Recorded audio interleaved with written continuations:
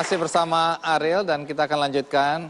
Ariel, jujur aja dari tadi selama wawancara, hati saya bertanya-tanya dan sedih gitu ya.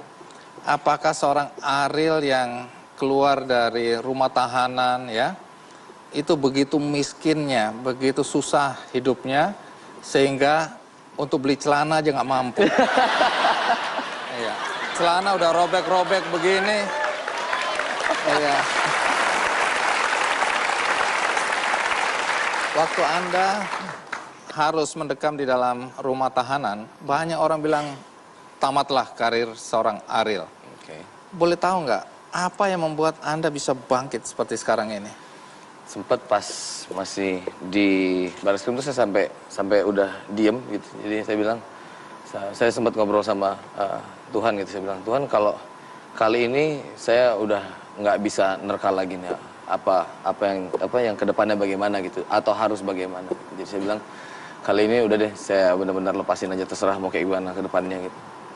Awalnya dari sana gitu. Cuman sepanjang perjalanan itu yang nempel di kepala saya gitu, saya lihat terutama itu teman-teman ini ya, sahabat gitu.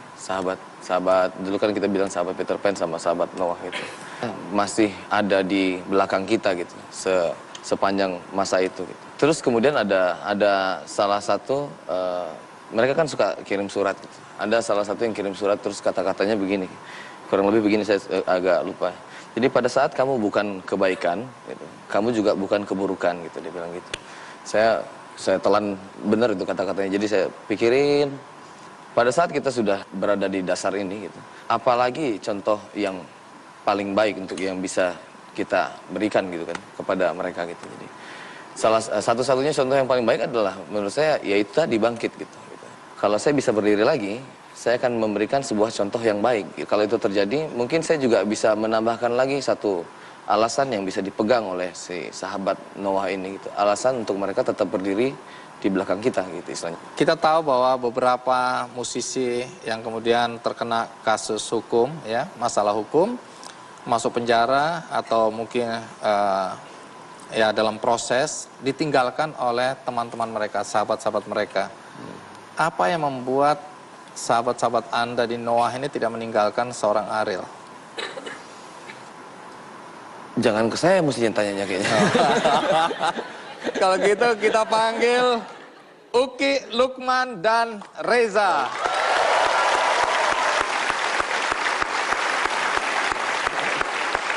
Sudah datang. David lagi sakit ya? Iya, operasi. Ya. Apa yang membuat kalian setia menanti Ariel? Mungkin karena basicnya kita semua adalah teman ya. Dari kecil, jadi sebelum kita ngeband juga aku sama dia teman lama, kenal sama Reza, kenal Lukman juga dari Ariel. Jadi karena basicnya kita udah lama berteman, jadi aneh kalau tiba-tiba ngeluarin dia hanya untuk kita cari vokalis lain, untuk kita bisa jalan ya gitu. Kalau dilihat kan selama masa tahanan, apa yang dilakukan oleh teman-teman di Noah untuk mengisi waktu dan terus berpikir bahwa satu hari akan kembali bersama-sama lagi? Kalau saya sih masih ada hubungan dengan musik juga, bikin lagu juga, bikin persiapan untuk oke lah buat kapan itu lagunya, buat album keberapa gitu. Apa sih hebatnya Ariel di mata kalian ini? Mungkin kalau buat saya sih, kalau hal itu terjadi sama Reza, kita pun tetap akan menanti Reza. Dan Ariel juga orangnya seperti itu juga. Kalaupun satu orang dari kita seperti itu, saya yakin juga dia akan melakukan hal yang sama. Gitu. Saya rasa juga kalau pertemanan yang cuman 1-2 tahun mungkin, atau 10 tahun juga, ya mestinya ini pelajaran bukan buat cuman kita doang. Orang yang berteman sekian lama pasti tidak mungkin yang putus silaturahmi dan selesai begitu saja kan. Karena di situ ada rasa, ada berbagai macam lah kalau saya bilang yang membuat pertemanan itu panjang. Ini pertemanan sudah berapa tahun sih? Kalau saya sama Uki dari SMP kelas 1. SMP? Ya, SMP kelas 1. SMP mereka. Kasian ya kok masih kumpul gitu ya. Segini-segini aja temennya.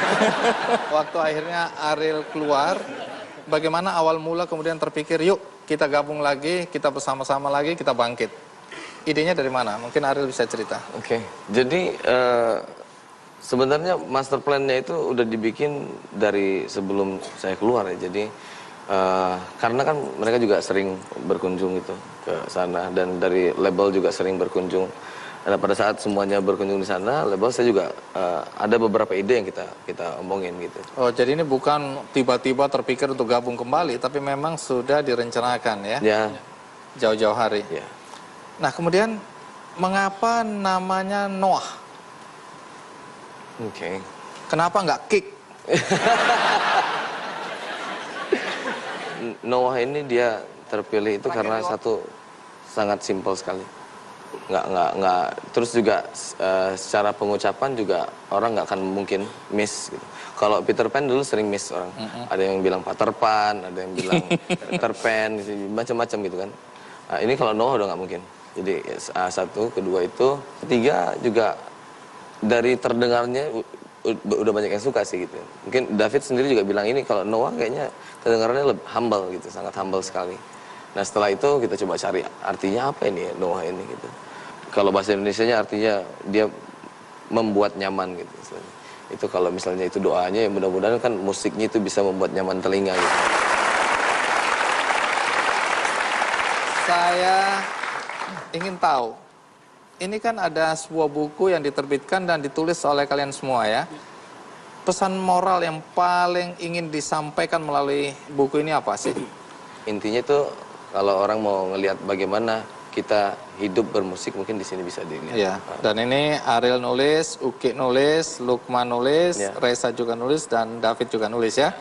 Dan ini akan saya bagikan untuk semua penonton yang ada di studio.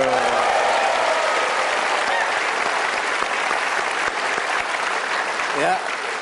Dan bagi Anda di rumah jangan khawatir, Anda juga bisa mendapatkan buku ini gratis melalui website kickandy.com.